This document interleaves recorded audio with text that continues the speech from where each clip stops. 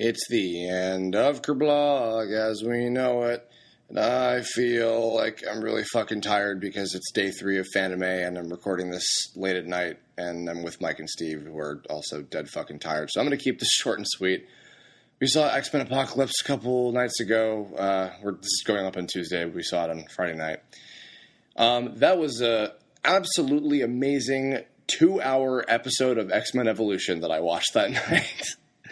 I admit, as we left the theater, I felt a little embarrassed that I liked it because I was worried, like, wow, do I just have no taste? Am I insane? I don't know.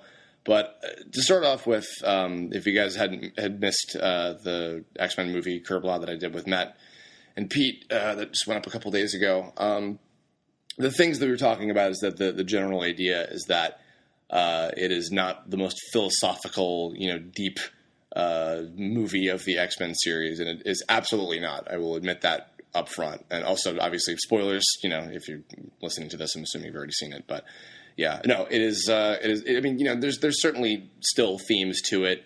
There's definitely things about sort of the ideologies between Charles and Apocalypse himself in this one, I think, that were meant to be. But more so than anything, it is just an off the fucking walls, crazy, 2 hour or so. I think it was 2 hours action movie that has the X-Men in it. Or rather, you know what? No, that's not even the best description, because I would even say that other ones have felt more like that. Like, oh, this is just an action movie with these characters in it.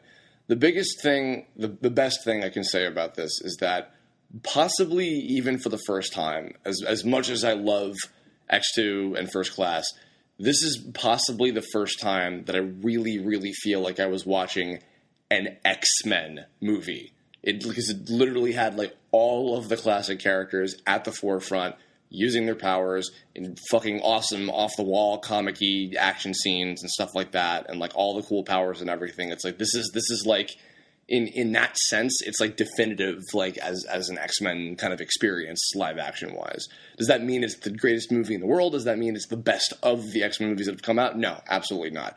I will also say flat out, this is whoever the fuck said this is worse than X3 can fucking suck it, because I will, that more than anything, I will fight tooth and fucking nail. It's not worse than X3, because seeing X3 in theaters before, I was enjoying myself, and I mentioned on the other Kerblaw that like I had a good time seeing that, but I knew like up front, this is a crappy movie. I was fully invested into Apocalypse, like beginning to end. It's funny, something I was thinking about the other day when I was just, gathering thoughts on what to say about this is, I feel almost as if Quicksilver, like, directed this movie, because just, like, okay, now we're in Cairo, now we're in New York, now we're back here, now we're in Europe, now we're in New York, now we're back in Cairo, it's like, okay, holy shit, guys, but, like, I didn't necessarily feel like I was being jerked around. I felt like I was on a roller coaster. But it was still cool. Like, everything still felt like it had some kind of purpose and it was utilized and everything. The other thing, and this kind of goes along with just it feeling like it's an X-Men movie.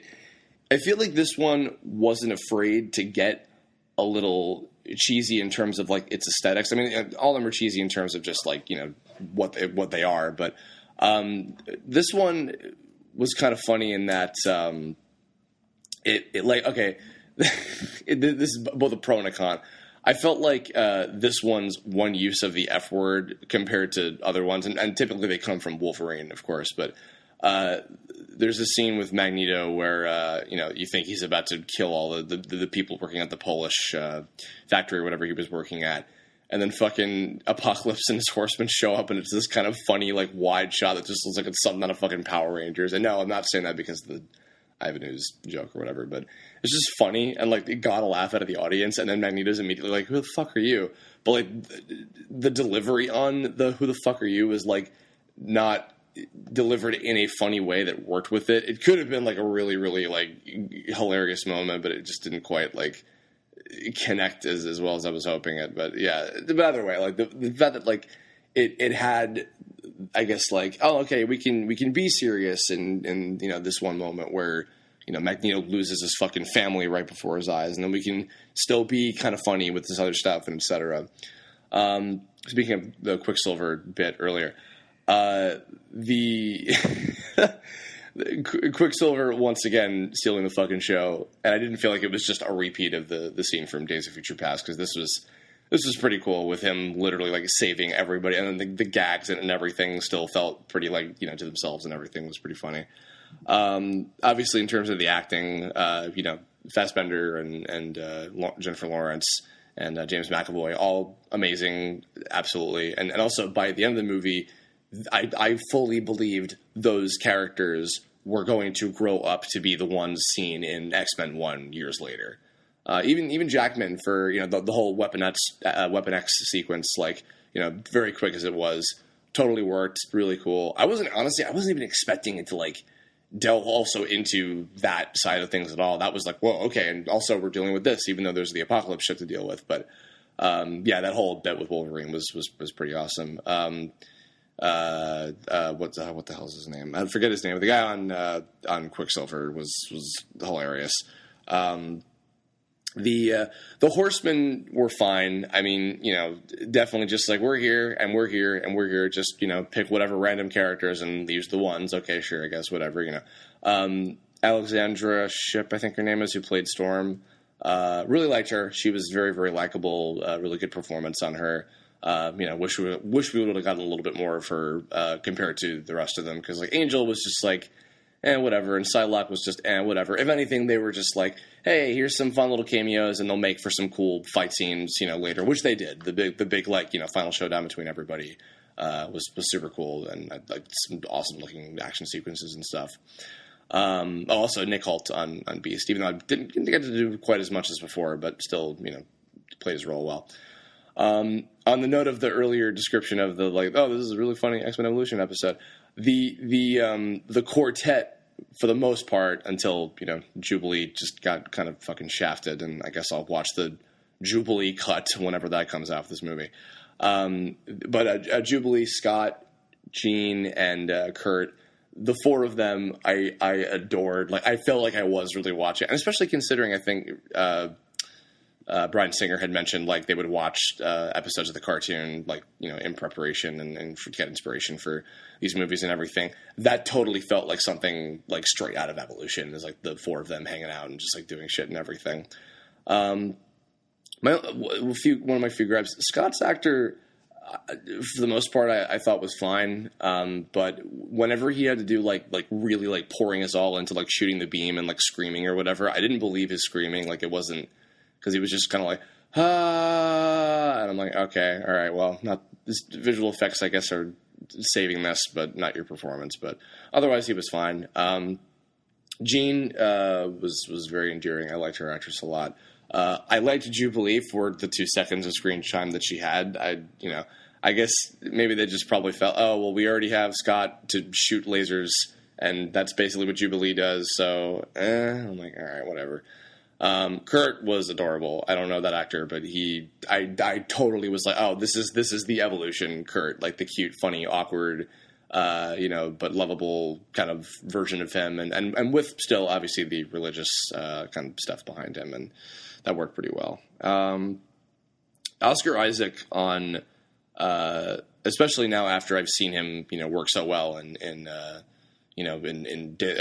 Ex Machina and Star Wars. Just to see how much fucking range he has. He was a creepy fuck on Apocalypse. I mean, he was playing the villain pretty well. The moment that I was whoa, that was genuinely giving me a little bit of a chill was, because, and was the scene with Charles, which on that note, I don't know whether it's necessarily a good or a bad thing to say, oh, I was totally able to tell where the movie was going. Once I heard the concept of, oh, Apocalypse gets all of his powers from, this version of Apocalypse gets all of his powers from the different mutants that he's inhabited the body of, and he carries over all of his powers to the next, which I thought was a very, very cool idea. I felt that was a lot more sensible logic to, his abilities, other than just, he controls matter, and he has every fucking superpower ever, so there. But I basically figured out the twist of, oh, he's gonna want to get Charles, and it's gonna be nuts, holy shit. And so I figured there was going to be that. But yeah, that scene where he's like, finally, like, I'll be everywhere, I'll be everyone. I was like, okay, all right, little fucking freaked out now. That was a great moment. It was just his performance in and of itself.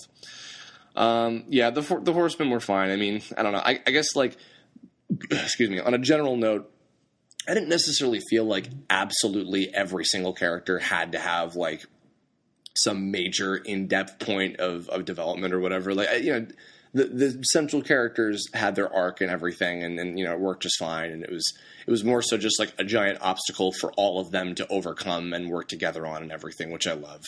And kind of seeing the different ideologies clash and everything. But, that just being like the backdrop for the cool action sequences and just the roller coaster of just all this crazy cool shit, everything.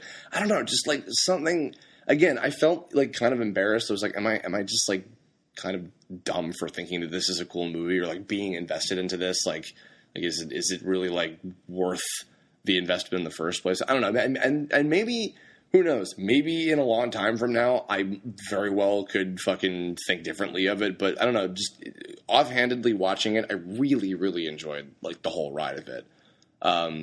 Just like even if you could even just dumb it down to, it was a series of like badass moments all kind of strung together with like, somewhat of a plot, not that strong of a moral, not that strong of an overarching, point of development for most of the main characters, whatever. Too many. It's definitely, it has a billion characters, but I don't know. I also feel like an X-Men movie can still work with that. So I don't feel like that was necessarily like the worst thing in the world. And I'm not upset that not every single character got a major developmental story arc or whatever. So I don't know. Maybe I am a little dumb for that. I don't know. I certainly wouldn't say it's the best X-Men movie ever made, or even like that great of a superhero movie, or even that great of a movie. But I would absolutely not say it's worse than, the worst of the X-Men movies that we've had by any stretch of the fucking imagination. I will defend that it's I can say now, as we've gotten this trilogy, there's going to be more. Obviously, they're going to do the 90s one next, but whatever that ends up being. But these three in a row of First Class, Days of Future Past, and Apocalypse, I've all thoroughly enjoyed. All for different reasons, all to different degrees. But overall, like this series of X-Men, now I can say I like overall more so than the original trilogy that we had before. Even though X2 is fantastic and everything, and I still do enjoy it a lot. Just overall, these last three that we've had over the last few years have been the best to me. And again, this one, I think what this one had the most going for it is just, I felt like I was getting a real experience with the X-Men characters, and especially with, the ending point where, hey, here we go, here's this team. It's these characters all together, and they're the fucking X-Men. Like, that is plenty for me. On a little minor side note, as I'm wrapping this up, if the new Power Rangers movie is like around this, I'm okay with that, because I'm not expecting that to be amazing. I'm interested in it, but if it's even just like this good, I can fucking live with that.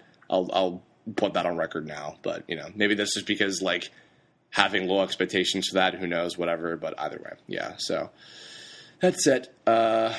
Thanks everybody for hopefully listening to and enjoying Mayorville. Again, I'm probably not going to do this next year because I just wouldn't have enough topics to cover a full month. But this was a lot of fun to do. Very thankful. I want to give shout-outs to Xander, Drake, Mike, Steve, Matt, and Pete, and Ben, who all joined me for all the various topics with guests and everything. I hope it was fun. I'm going to get back very soon to doing just normal Career Blood topics. I have a bunch of stuff that I have to catch up on. I have the new cartoon coming out very soon, and et cetera. But yeah, thanks for bearing with me. I hope you liked this, and that's going to wrap us up. So, in the comments below, if you have seen X-Men Apocalypse, as I'm presuming you have if you're listening to this, let me know your thoughts. Do you agree? Am I nuts? I don't know. Were there parts of it that you liked? Were there performances that you enjoyed? Were there moments or anything like that were cool? Did you genuinely just think it was a dumb movie? Totally willing to hear other opinions on it and everything. Had a bit of discussion with everybody who I went to go see it with and everything. But I'm still curious to hear what you think. So leave comments about that. And if you have future general other whatever random Curblot topics to suggest for that, leave a comment on that too, and I'll be getting back to doing more of those very, very soon. So That's it. Thanks again, and I'll see you all soon as I'm recovered from. Oh, and also thanks everybody too. Who came out and saw me at Fanime. You're all wonderful, and I'm glad I got to talk to you all, and thanks for coming to the panel and everything, and for ordering sketches from the booth and everything. You're all fantastic, and hopefully I'll be back next year, and stuff, and junk and stuff, and that's it. Bye.